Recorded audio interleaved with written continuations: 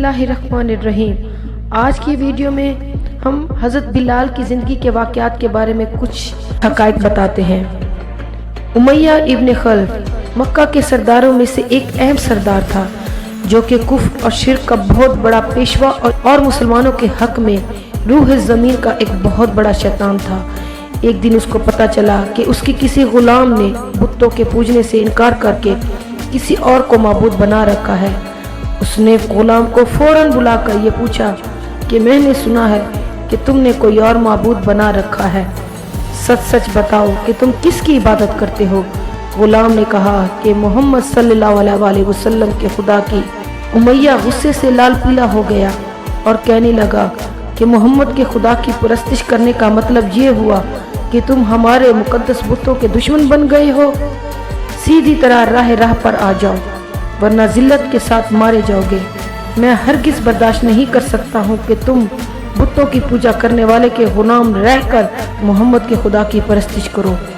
وہ غلام جو توحید کا سچے دل سے شیدہ ہو چکا تھا، اس نے بے دھڑک امیہ کو جواب دیا کہ میرے جسم پر تو تمہارا زور چل سکتا ہے، مگر اپنا دل اور جان محمد صلی اللہ علیہ وسلم اور اس کی خدا کے پاس رکھ چکا ہوں۔ اب اللہ کی عبادت ہی میری زندگی کا اصل مقصد ہے، اور تمہارے خود سے بنائے ہوئے بتوں کو پوجنا میرے بس کی بات نہیں۔ یہ جواب سن کر امیہ بن خلف غصے سے پاگل ہو گیا کہ ایک غلام نے اسے بے دھڑک جواب دے دیا تھا۔ اس نے کڑک کر کہا، اچھا تو اپنی بے دینی کا مزہ چکھ، دیکھوں گا میں کہ محمد اور اس کا خدا تجھے کیسے بچاتے ہیں۔ مکہ کی زمین گرمی کے سبب بڑی مشہور تھی۔ امیہ اپنے غلام کو دوپہر کی تیز دھوپ میں زمین پر لٹا کر سینے پر بھاری پتھر رکھ دیتا تھا کہ وہ کڑفٹ نہ لے سکے، پھر کہتا تھا کہ محمد کے دین سے باز آ جاؤ، لیکن اس ظلم کے باوجود بھی اس غلام کے منہ سے سوائے عہد کے کچھ نہیں نکلتا تھا۔ امیہ مزید غضبناک ہو کر اذیت مزید بڑھا جاتا تھا۔ ایک مرتبہ تو امیہ نے اس ظلم کی انتہا کر دی، پورا ایک دن اور پوری ایک رات غلام کو بھوکا پیاسا رکھا اور اسے تپتی ہوئی ریت پر لٹا کر اس کے تڑپنے کا تماشا دیکھ رہا تھا۔ اس کی یہ کوشش بھی غلام کے حق سے نہ ہٹا سکی۔ آخر تھک ہار کر امیہ نے مکہ کے بدمعاش لڑکوں کو بلایا اور ان سے کہا، اس غلام کو اتنی اذیت دو کہ یہ محمد اور اس کے خدا کا نام لینا بھول جائے۔ یہ لڑکے امیہ کی خوشی حاصل کرنے کے لیے اس بے بس غلام کو بری طرح مارتے پیٹتے تھے، جسم کے کپڑے اتروا کر لوہے کی چادر پہنا کر تپتی دھوپ میں کھڑا کر دیتے تھے، لیکن غلام کی زبان سے عہد کے سوا کچھ نہیں نکلتا تھا۔ اسلام کی راہ میں یہ بے پناہ اذیت سہنے والا صحابی کوئی اور نہیں بلکہ حضرت بلال حبشی رضی اللہ تعالیٰ عنہ تھے۔ انہیں ظلم و ستم کے دوران ایک دن حضرت ابوبکر صدیق رضی اللہ تعالیٰ عنہ کا ادھر سے گزر ہوا۔ آپ رضی اللہ عنہ نے فرمایا کہ اے امیہ، اس بے بس اور مظلوم پر اتنا ظلم و ستم نہ کر، اس نے تمہارا کیا بگاڑا ہے؟ وہ خدائے واحد بات کرتا ہے، اگر تو اس پر احسان کرے تو یہ احسان تیرا آخرت میں تیرے کام آئے گا۔ اس پر امیہ نے نہایت حقارت سے کہا کہ میں تمہاری اس خیالی آخرت کے دن کو نہیں مانتا، جو میرے دل میں آئے گا میں تو وہی کروں گا۔ صدیق اکبر اس جواب پر کافی افسردہ ہوئے۔ آپ رضی اللہ تعالیٰ نے اسے سمجھایا کہ اس مظلوم پر ظلم و ستم کے پہاڑ توڑنا تیری شایان شان نہیں ہے، جس پر امیہ نے تنگ آ کر کہا، اگر تم اس کے اتنے ہی ہمدرد ہو تو اس کو خرید کیوں نہیں لیتے؟ حضرت ابوبکر صدیق جھٹ تیار ہو گئے اور فرمایا، بولو کیا دام لوگے؟ امیہ نے کہا کہ تمہارے پاس ایک غلام ہے جس کا نام فسطاط رومی ہے، وہ مجھے دے دے اور اس کو لے جا۔ حضرت ابوبکر صدیق رضی اللہ تعالیٰ عنہ نے فوراً راضی ہو گئے، جبکہ امیہ کا خیال تھا کہ فسطاط ایک نہایت کھڑمغز غلام ہے جس کی قیمت زیادہ ہے اور حضرت ابوبکر صدیق رضی اللہ تعالیٰ عنہ دینے سے انکار کر دیں گے، مگر آپ فوراً راضی ہو گئے تو امیہ کو سخت مایوسی ہوئی اور اس نے 40 اقیہ چاندی کی فرمائش کی۔ اسے بھی حضرت ابوبکر صدیق رضی اللہ تعالیٰ عنہ نے بخوشی ادا کر دیا۔ آپ رضی اللہ عنہ ان کو ساتھ لے کر دربار رسالت میں حاضر ہوئے اور سارا ماجرا کہہ سنایا تو آپ صلی اللہ علیہ وسلم نہایت خوش ہوئے اور کہا، ابوبکر اس کار خیر میں مجھے بھی شریک کر لو۔ تو صدیق اکبر رضی اللہ تعالیٰ عنہ نے فرمایا کہ یا رسول اللہ، میں اسے خدا کی راہ میں آزاد کر چکا ہوں۔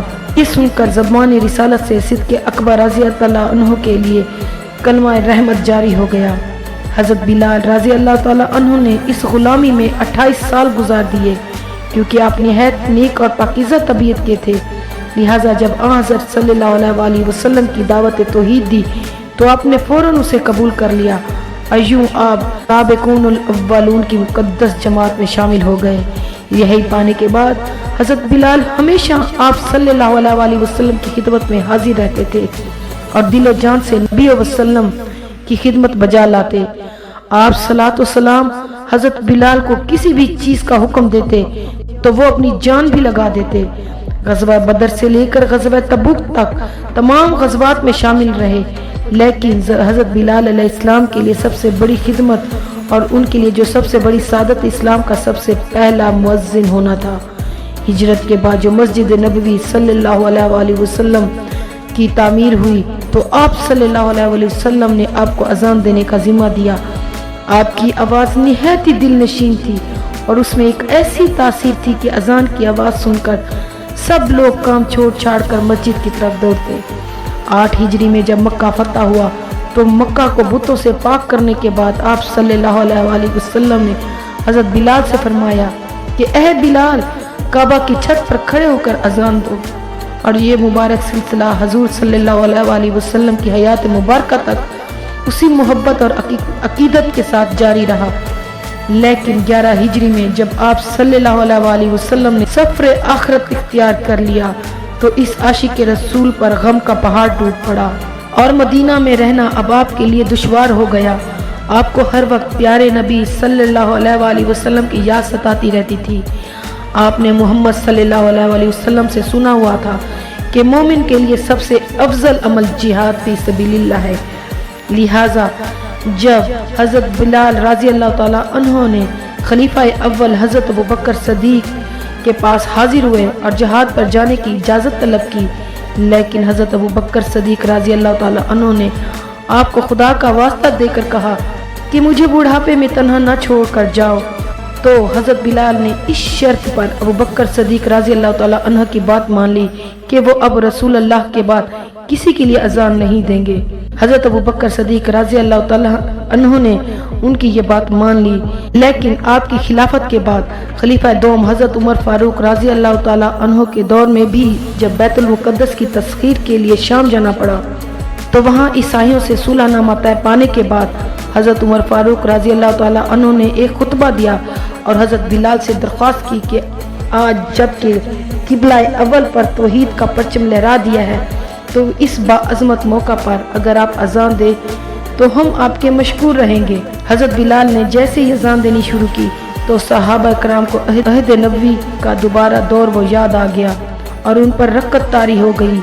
شام کے معرکے کے بعد حضرت بلال نے شام کے ایک گاؤں میں رہائش اختیار کر لی۔ یوں بھی مدینے میں ہر وقت آپ کو آپ صلی اللہ علیہ وسلم کی یاد آتی رہتی تھی، لیکن ایک دن آپ نے اپنے خواب میں آپ صلی اللہ علیہ وسلم کی زیارت کی۔ آپ صلی اللہ علیہ وسلم نے ان سے فرمایا کہ اے بلال، کیا ابھی وقت نہیں آیا کہ تم ہماری زیارت کے لیے آؤ؟ اس خواب کو آپ نے بہت تڑپا دیا اور آپ بےتاب ہو کر فوراً مدینہ روانہ ہوئے۔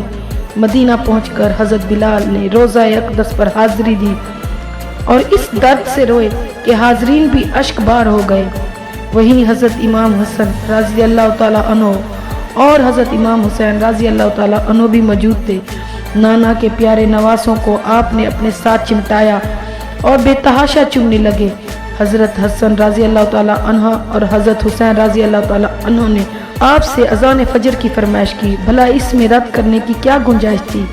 اگلے دن جب فجر کا وقت شروع ہوا تو آپ نے اذان فجر دی۔ لوگوں کو عہد رسالت کی یاد تازہ ہو گئی اور لوگ اس طرح روتے ہوئے مسجد کی جانب چلنے لگے کہ جیسے آپ صلی اللہ علیہ وسلم کا دور واپس آ گیا ہو۔ ایسا دردناک منظر اس کے علاوہ کبھی دیکھنے میں نہیں آیا۔ آپ نے 60 سال کی عمر میں وفات پائی۔ آپ کا مزار دمشق میں ہے۔ آپ کو دربار رسالت میں خاص مقام حاصل تھا۔ آئیے ہم سب اللہ تعالیٰ سے یہ دعا کرتے ہیں کہ ہمیں بھی حضرت بلال حبشی رضی اللہ تعالیٰ عنہ جیسی صفات میں سے کچھ صفات عطا فرما دے، آمین ثم آمین۔ میرے چینل کو سپورٹ کرنے کے لیے لائک، سبسکرائب اور شیئر ضرور کیجیے۔ جزاک اللہ۔